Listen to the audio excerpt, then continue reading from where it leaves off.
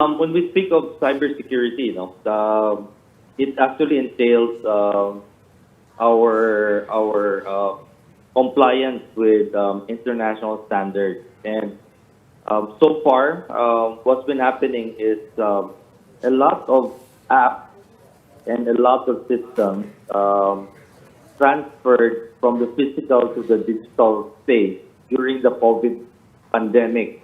So during that time, uh, for survivability of the businesses, a lot and services, a lot of these apps were developed without really considering the security aspect of it. They just wanted it to be out because it was immediately needed because of the non-physical contact nature of the pandemic. So that's why we're seeing many instances where uh, cybersecurity is now being considered actually as an afterthought instead of security by design. Okay, so would you say that your approach here is different and has a privacy as assessment or impact assessment been done with this app? Yes, actually, before we deploy the app, it has to be secure. We call it security by design. That means when it was designed, the app, it has privacy and it has security foremost, no, in the development. And we continually improve on it because we do have security experts that do what we call um, vulnerability assessment and penetration or testing. So VAPT. This is a hardening of the application or of the software by continually uh, uh, assessing its vulnerability and using different tools that hackers use. And actually, in fact, quite often employing white hackers in order to see whether there are vulnerabilities or there are weaknesses in the system. All right. After going through these security preemptive measures that you have done, we understand, Secretary Uy, that this app has been in development for a while now and is actually currently in the beta testing stage. Can you tell us how this beta testing has been going so far? Have there been any weaknesses that you have pinpointed? And is this really ready to roll out next month? It's continually being improved, and as with any software, beta testing is essential.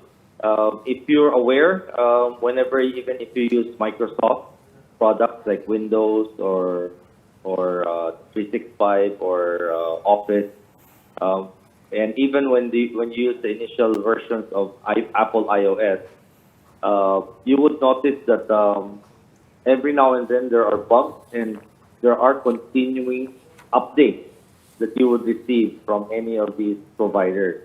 So that's really how cybersecurity and the development of these services and apps work.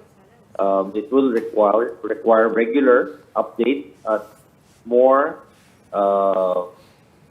security features are put in place because security is not something that is stagnant. It is always evolving.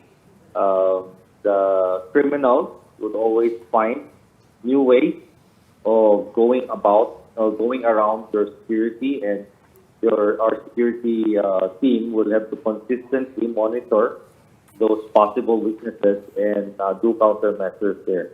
The same thing as when you build physical security, whether it's, let's say, building a bank security, you also constantly evolve as criminals develop new ways of penetrating or disabling some of the security features in a physical security environment. Secretary, I just wanted to clarify something about the driver's license. Sabi po dito, interim measure lang po ito. What does that mean exactly? And what other identification cards can we expect to be included in the super app? Well, biglaan kasi itong LTO, no? Because we've been developing this super app in order to address eventually our identity verification, our what we call EKYC, Electronic Know Your Client or Know Your Customer system, which actually looking forward to the deployment eventually of our national ID, and then integrating or putting in all the different forms of ID, such as, well, of course, one of them is a driver's license, your SSS ID, your GSIS ID, Pag-ibig, PhilHealth. There's just so many IDs that's going on out there that can actually be integrated into a single application, so that the public will not have issues of repetitively filling up forms and repetitively going to all the different government agencies just to renew their identity.